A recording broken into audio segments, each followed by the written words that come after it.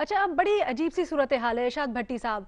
एक तरफ पीटीआई है वो इजहार लाताल्लुकी कर रही है बदर रशीद से और कहती है जी हमारा इनसे कोई लेना देना नहीं है। दूसरी जानिब नून लीग उज़मा बखारी को मैं कर देती हूँ कोट, वो जी कहती हैं कि ये तो पीटीआई के टिकट पे यूसी चेयरमैन का इलेक्शन भी लड़े हैं, ये पीटीआई के शायद लेबर विंग के ओहदेदार भी रह चुके हैं।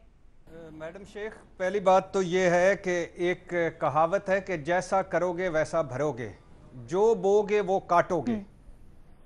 क्यों कि ये कल मुस्लिम लीग और नवाज शरीफ साहब यही काम कर रहे थे, जो यानी गद्दार गद्दार खेल रहे थे। बीबी गद्दार, गिलानी गद्दार, जरदारी साहब सिक्योरिटी रिस्क, चंद साफ़ी गद्दार। और मज़े की बात है आज भी अपनी गद्दारी इल्ज़ामात की मजम्मत करते हुए उसी सांस में इमरान खान को गद्दार कह देते हैं। दूसरी बात, मुझे मेरा ये मानना है कि जो ज़ुबान, जो लबो लहजा नवाज शरीफ साहब का था, जिसमें जो झूठ था, जो मुनाफकत थी, जो अपने इदारों के खिलाफ हर्जा सराई थी, वो काबिल मुज़म्मत और शर्मनाक है। तीसरी बात यह है कि मुझे ये भी पता है कि नवाज शरीफ साहब, अगर आज नवाज शरीफ साहब की मोहब्बत इस तरह की है कि अगर आज हुसैन नवाज को आर्मी चीफ लगा दिया जाए तो वो 6 माह बाद उनसे भी लड़ पड़ेंगे। चौथी बात यह है कि मुझे ये भी मालूम है कि ये जमहूरियत की जंग है, ना इनकलाब है, ये आल बचाओ माल बचाओ खाल बचाओ है। मगर मेरा ये मानना है, मेरा ये ईमान है कि नवाज शरीफ साहब भी मुहिब वतन है, बेनज़ीर भुट्टो साहबा भी मुहिब वतन थी, जरदारी साहब भी मुहिब वतन है, इमरान खान भी मुहिब वतन है। कोई गद्दार नहीं है। गद्दार गद्दार ना खेलें, गद्दार के सर्टिफिकेट ना बोलें बांटें। अब आ जाएं इस सवाल पर, तो मुझे पता है मैडम शेख के वजीर आजम साहब ने अपने एक इंटरव्यू में कहा था कि मैं 2 साल में 5 दिन घर से निकला हूं, 2 सालों में 5 दिन घर से निकला हूं।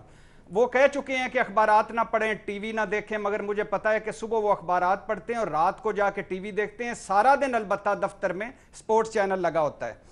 अब नवाज शरीफ साहब, अब इस मामले को देखें तो वजीर आजम साहब ने क्या कहा। वजीर आजम साहब ने कहा कि नवाज शरीफ साहब के पीछे भारत है, जो कुछ अल्ताफ हुसैन ने किया वही नवाज शरीफ कर रहे हैं, भारत नवाज शरीफ की मदद कर रहा है। ये कहकर वजीर आजम ने अगर ये कहा है और फिर FIR हो जाती है तो फिर इजहार नापसंदीदगी क्यों? खड़े हो जाएं फिर, क्यों पहले आप ऐसी बात करते हैं, और अगर आप ऐसी बात करते हैं तो फिर खड़े क्यों नहीं होते? दूसरी बात, वजीर आजम की टीम ने क्या कहा, नवाज शरीफ मुल्क से बदला ले रहे। नेपाल में जंदल के जरिए वो मोदी से अकेले मिले, हुसैन नवाज की मुलाकातें हुई भारतीयों से, मरियम नवाज की मुलाकात हुई भारती से। नवाज शरीफ एंड फैमिली साजिश कर रही है, नवाज शरीफ का एजेंडा दुश्मन का एजेंडा है, नवाज शरीफ और कुलभूषण एक जैसे हैं। ये अगर वजीर आजम की टीम कह रही है तो फिर क्यों इज़हार नापसंदीदगी FIR पर, फिर ये क्यों मुनाफकत करते हैं? अच्छा, फिर आगे आ जाएं, पाकिस्तान का वजीर आजम कौन है? इमरान खान। FIR कहाँ दर्ज हुई? लाहौर में।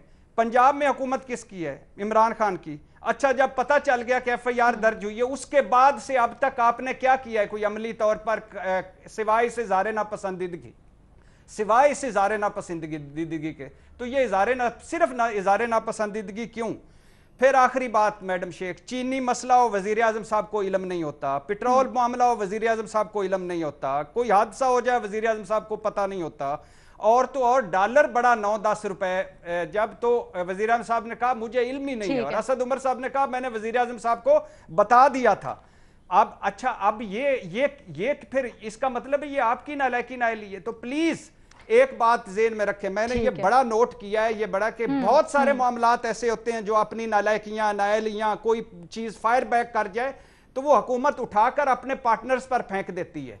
ये खुद लिया करें, या एक क्लियर पोजीशन लें, क्लियर पोजीशन लेते हैं तो उस पर डटे रहें। अगर क्लियर पोजीशन नहीं लेती तो लेनी चाहिए। आपको लगता है अभी जो हो रहा है मुनाफिकत है हुकूमत की तरफ से, ठीक है? आपके दोनों पॉइंट्स पे आगे लेके चलती हूं भट्टी साहब, झूठ मैं इसको डिबेट में शामिल करती हूं। हसन निसार साहब, ये जो भट्टी साहब ने कहा ना, इससे आगे बढ़े, इससे आगे बढ़े, ये गद्दार गद्दार से अल्लाह के नाम पे आगे बढ़े। काटोगे